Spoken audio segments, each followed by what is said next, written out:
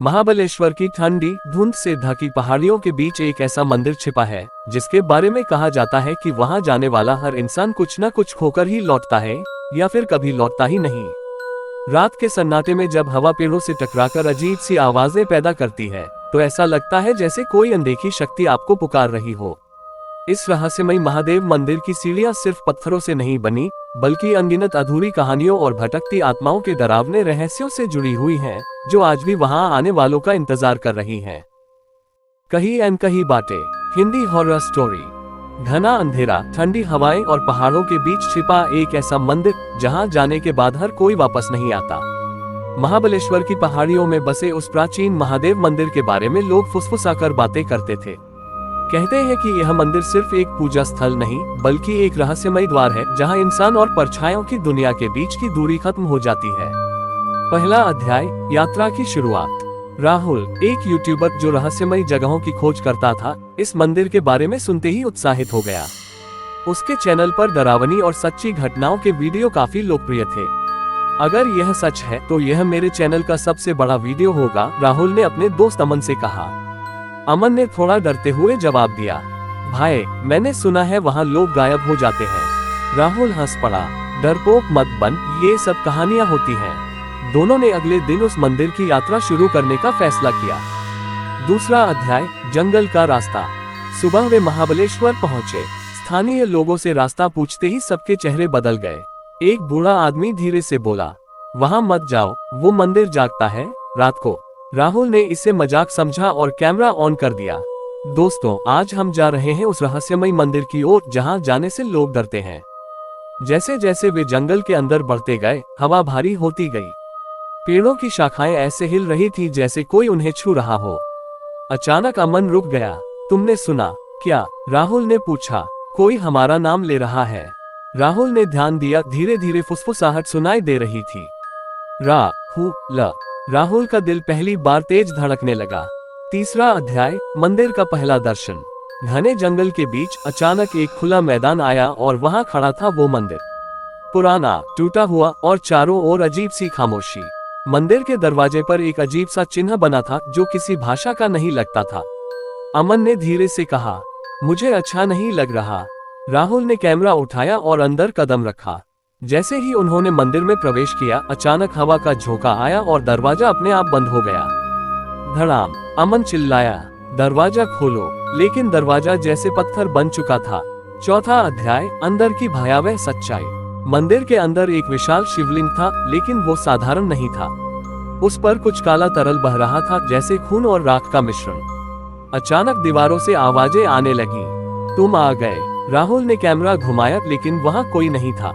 अमन ने डरते हुए कहा, हमें यहाँ से निकलना होगा।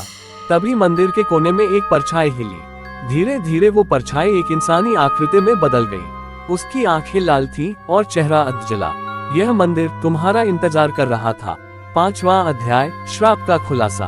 वो आत्मा धीरे धीरे उनके पास आए। सालों पहले यहाँ एक साधु ने तपस्या की थी, लेकिन कुछ लोगों ने उसे मार दिया और उसकी आत्मा इस मंदिर में कैद हो गई। राहुल ने कांपते हुए पूछा, तो हम क्या करें? आत्मा हंसी, एक भयानक गूंजती हुई हंसी।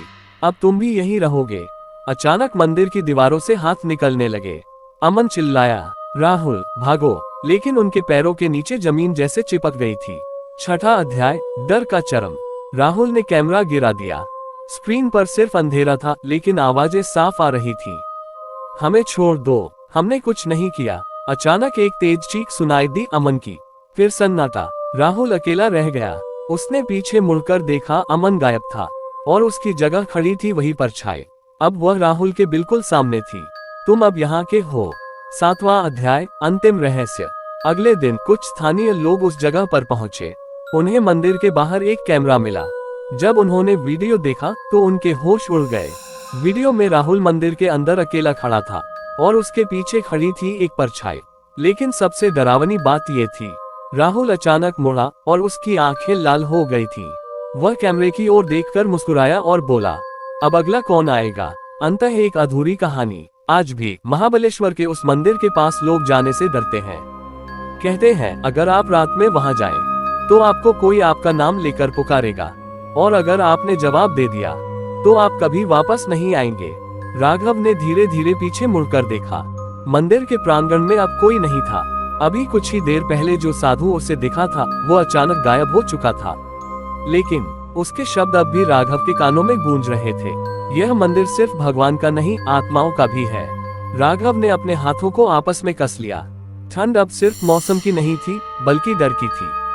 वह खुद को समझाने लगा, शायद मैं ज्यादा सोच रहा हूँ, ये सब बस एक पुराना मंदिर है। लेकिन तभी घंटी अपने आप बज उठी। टन टन टन। मंदिर के अंदर कोई नहीं था, फिर भी घंटी लगातार बज रही थी। राघव का दिल जोर जोर से धड़कने लगा। उसने डरते हुए मंदिर के गर्भगृह की तरफ कदम बढ़ाए।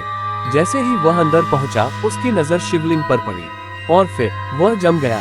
शिवलिंग पर जल अपने आप गिर रहा था, जबकि ऊपर कोई कलश नहीं था। पानी हवा में से जैसे प्रकट होकर शिवलिंग पर गिर रहा था। ये कैसे हो सकता है? उसने कांपते हुए कहा। तभी पीछे से एक धीमी आवाज आई, ये वही जल है जो अधूरी आत्माएं चढ़ाती हैं। राघव ने तुरंत पीछे मुड़कर देखा। वही साधु फिर से उसके पीछे खड़ा था, लेकिन इस बार उसका चेहरा पहले जैसा शांत नहीं था। उसकी आंखें पूरी तरह सफेद हो चुकी थी, जैसे उनमें पुतलियां ही नहीं थी। तुम कौन हो? राघव ने डरते हुए पूछा। साधु धीरे धीरे मुस्कुराया और बोला, मैं इस मंदिर का रक्षक नहीं, बंदी हूँ।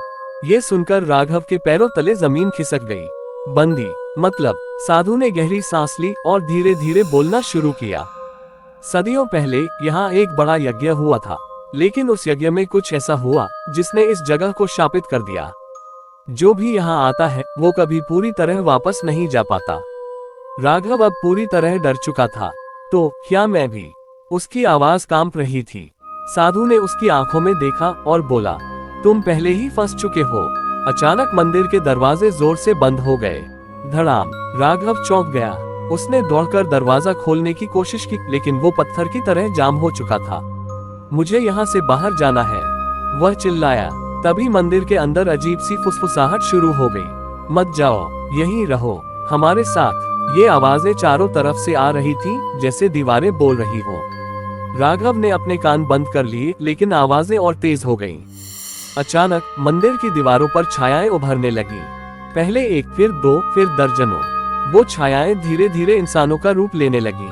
उनके चेहरे विकृत थे, आंखें गड्ढों में धंसी हुई और शरीर आधा दिखाई दे रहा था। ये कौन है? राघव ने घबराकर पूछा। साधु की आवाज फिर आई, ये वही लोग हैं जो इस मंदिर की रहस्यमयी शक्ति का शिकार हुए।